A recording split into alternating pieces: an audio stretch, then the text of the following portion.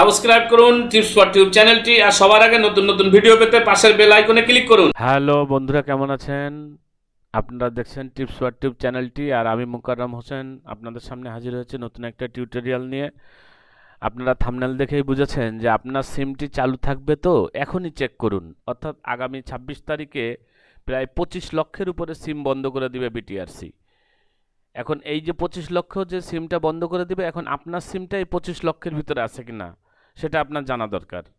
কারণ যে সিমটা বিটিআরসি বন্ধ করে দিবে ওই সিমটা কিন্তু আপনি আর তুলতে পারবেন না। তো কি করে আপনি চেক করবেন, এখন আপনার সিমটা কিভাবে চেক করবেন এবং এই 26 তারিখের পরেও কিভাবে সিমটা চালু রাখবেন সেটা জানতে হলে অবশ্যই ভিডিওটি পুরোটি আপনাকে দেখতে হবে।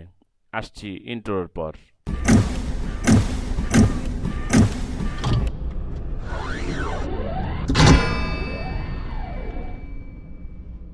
তো বন্ধুরা, প্রথমে আপনাকে যে কাজটা করতে হবে সেটা হচ্ছে আপনার ন্যাশনাল আইডি বা স্মার্ট কার্ড দিয়ে কয়টি সিম আপনি কিনেছেন কোন কোম্পানি থেকে সেটা আপনাকে চেক করতে হবে। কারণ যে নির্দেশনা আছে তাতে 15টির বেশি সিম আপনি আপনার ন্যাশনাল আইডিতে বা স্মার্ট কার্ডে রাখতে পারবেন না। সব অপারেটর মিলায়ে আপনি 15টি সিম রাখতে পারবেন। তো প্রত্যেকটি অপারেটরে আপনার কয়টা করে সিম আছে সেটা আপনি কিভাবে চেক করবেন? যদি গ্রামীণ ফোন সিম থেকে, অর্থাৎ আপনার নামে রেজিস্টার্ড গ্রামীণ ফোন সিম থেকে আপনি ইনফো লিখে 4949-এ SMS করেন, তাহলে ফিরতি মেসেজে জেনে যাবেন যে গ্রামীণ ফোনে আপনার কয়টি সিম আছে। ঠিক বাংলা লিঙ্কে আপনি যদি *1600*2# এটা ডায়াল করেন, তাহলে জেনে যাবেন বাংলা লিঙ্কে আপনার কয়টা সিম রেজিস্টার্ড আছে। অনুরূপভাবে রবিতে *1600*3# দিলে আপনার রবিতে কতগুলো সিম আছে সেটা মেসেজ চলে আসবে। এয়ারটেলেও চলে আসবে *121*4*4#। এভাবে দিলে আপনি মেসেজের মাধ্যমে জানতে পারবেন যে আপনার নামে কতগুলো সিম রেজিস্টার্ড আছে, কোন কোম্পানির কতগুলো সিম আছে। আরও সহজভাবে আপনি জানতে পারবেন যে আপনার একটা ন্যাশনাল আইডিতে কতগুলো সিম রেজিস্ট্রেশন আছে দুইটা সিস্টেমে।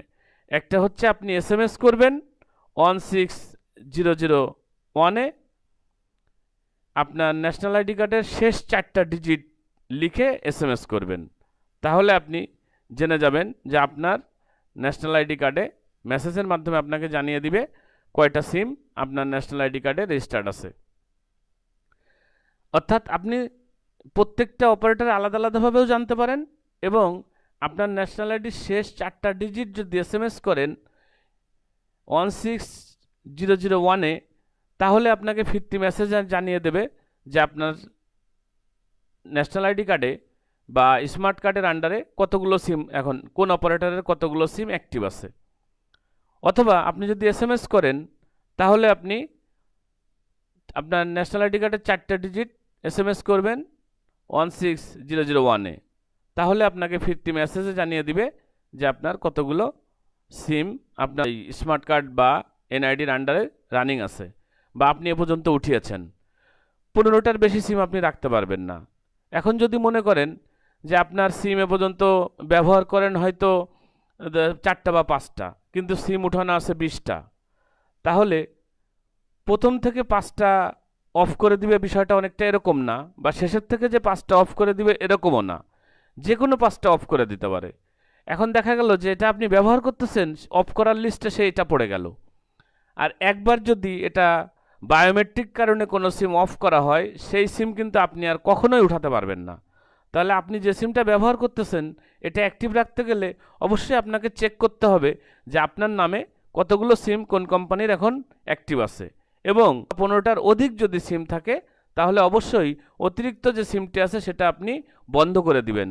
কিভাবে বন্ধ করবেন? আপনি চলে যাবেন কাস্টমার কেয়ারে আপনার ন্যাশনাল আইডি কার্ড বা স্মার্ট কার্ড নিয়ে। ওখানে গিয়ে আপনার কার্ডের আন্ডারে চেক করবেন যে কতগুলো সিম অ্যাক্টিভ আছে। আপনি যে নাম্বারগুলো অফ করতে চান সেই নাম্বারগুলো জাস্ট ওদেরকে দিবেন, ওরা আপনাকে সেই নাম্বারগুলো অফ করে দিবে। সেক্ষেত্রে আপনার বায়োমেট্রিক দরকার হবে, আঙুলের ছাপ দরকার হবে, এটা দিয়ে কিন্তু আপনি এটা অফ করে দিতে পারবেন। তাহলে আপনি এখন যে নাম্বারটা চালাচ্ছেন সেই নাম্বারটা সুরক্ষিত থাকবে এবং এই নাম্বারটা চালু থাকবে। এখান থেকে আপনার রানিং নাম্বারটায় কোনো সমস্যা দেখা দেবে না।